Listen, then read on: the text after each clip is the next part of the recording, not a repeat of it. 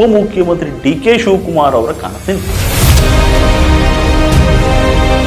BBMP ಅನ್ನೋ ಜಾಗದಲ್ಲೆಲ್ಲ greater Bengaluru ಪ್ರಾಧಿಕಾರ ಅಂತ ಕಾಣಿಸ್ತಾರೆ.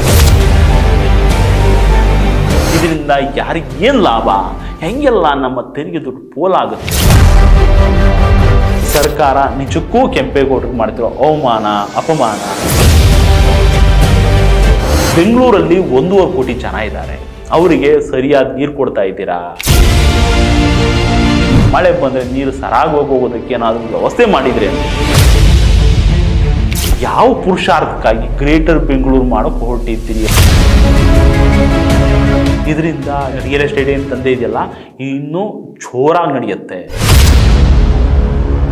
ರಾಮನಗರವನ್ನು ಮತ್ತೊಂದು ಬೆಂಗಳೂರಿನಂಗೆ ಅಭಿವೃದ್ಧಿ ಪಡಿಸೋದಕ್ಕೆ ಪ್ಲಾನ್ ಮಾಡಿದ್ದಾರಂತೆ.